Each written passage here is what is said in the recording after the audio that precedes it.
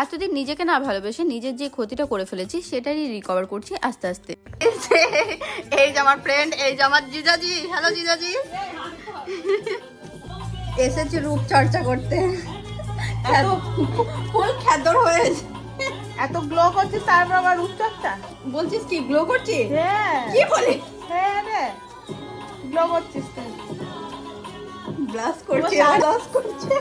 এবার অনেকেই ভাববে প্রেম টেম করে ধোকা খেয়ে গেছে নাকি। না না বাবা, সেরকম কিছু না। নিজের প্রতি সেরকম কখনো কেয়ার নেওয়া হয়নি, সেজন্য চুলগুলো উঠে একদম টাক হয়ে গেছে। তাই আমার ফ্রেন্ড সাজেস্ট করলো যে তোর চুলগুলো আর যেন না উঠে যায়, তার ব্যবস্থাটা কিন্তু আমি নেব। ওপর আমার পুরো ভরসা, তাই আমি কোনো কিছুই বলিনি। ও নিজের মতো করে সবকিছু কাজ করেছে।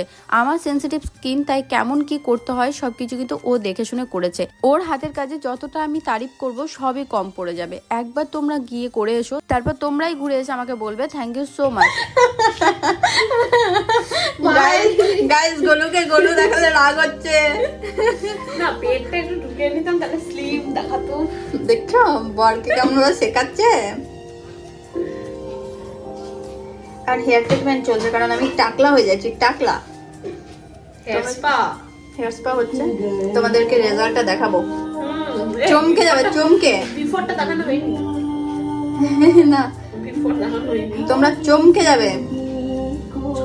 ভাই এরকম বান্ধবী পাওয়া ভাগ্যের ব্যাপার।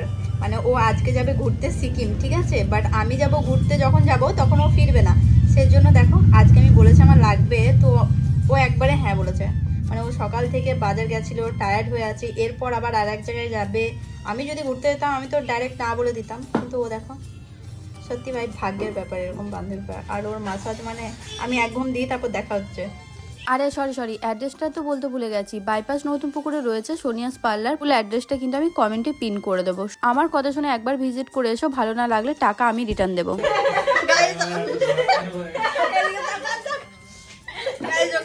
মুখ ধুয়ে নিচ্ছে, আমার মুখটা আর ওর মুখটা বন্ধ রাখার জন্য এসব অ্যাপ্লাই করে দিয়েছে আমাদের বান্ধবী। নিজের বরেরও মুখ বন্ধ রেখেছে, আমারও মুখ বন্ধ রেখেছে। মুখটা ধুয়ে নিল, দেখাতাম তোমাদের। টাইম হয়ে গেছে দেখলে। কোলগেট লাগিয়েছি, কোলগেট। ঠোঁটটা একদম প্রমোশন করে দিচ্ছি কোলগেটের। কোন না না কোল কোম্পানি আছে তো, ওটা নিজেরা দেখে নেবে।